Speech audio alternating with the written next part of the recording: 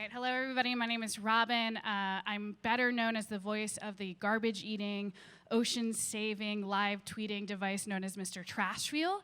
I'm Professor Trash Wheel, so I'm excited. People know about that because I'm gonna descend into that world of weirdness right now.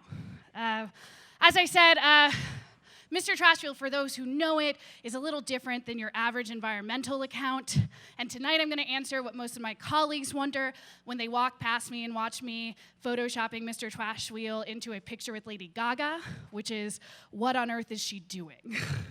And the truth is that I have a kind of philosophy around why I use comedy and why I use kind of nerdiness to inspire social change. And that is really inspired by one group called the Juggalos. If people know this, they're amazing fans of the insane clown posse who wear clown makeup. And it is kind of a joke, but not, because a couple years ago, about 2,000 of them came to Washington, D.C. to go protest for their rights.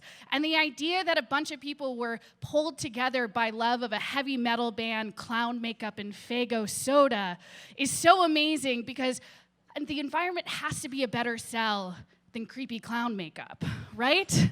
Fandom is a very inspiring thing. People who are fans of things like Supernatural or Superman, they tend to do a couple of things. One, give them all their money. Two, show up for things. And three, act. And those are three things that nonprofits need all the time.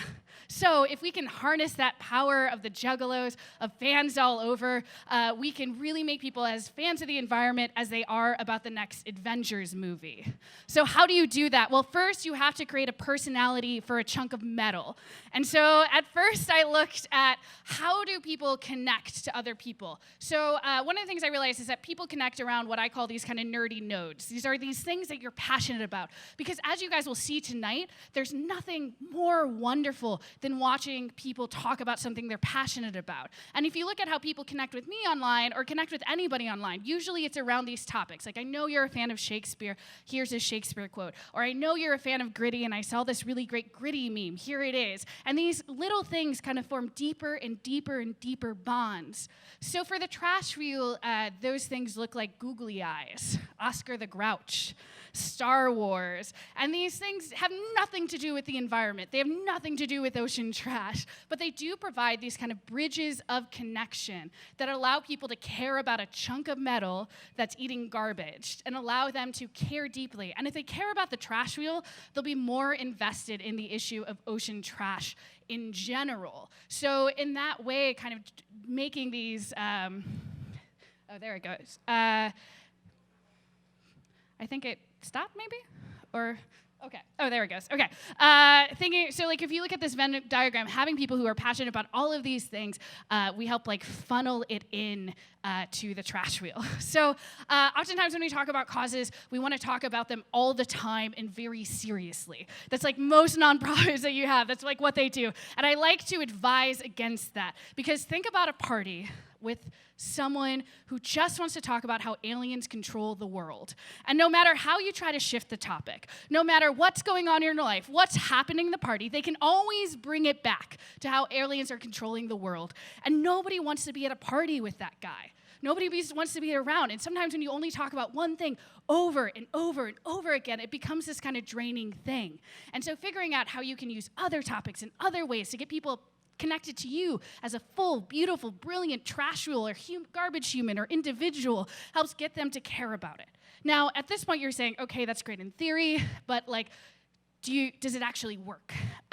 So we do this thing called the Order of the Wheel. It started out as this thing called Trash Free Tuesday. So the EPA gave us a grant and was like, this social media thing is nice, but can you inspire action? So we started this thing called Trash Free Tuesdays, where basically we're like, go out on a Tuesday, pick up trash, post about it on social media, and about 30 people did it.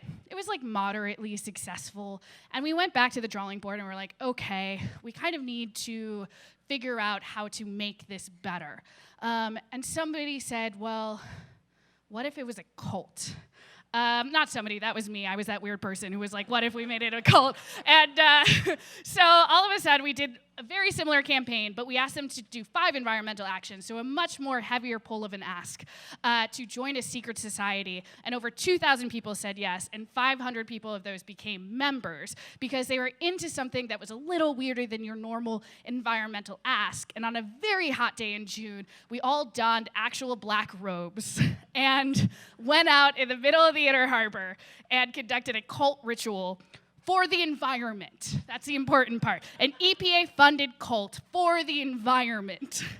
So I'll end this by saying that no matter what you're passionate about, a lot of times when we get to causes that we find really important, we want to deal with them very seriously, and we want to leave everything else at the door.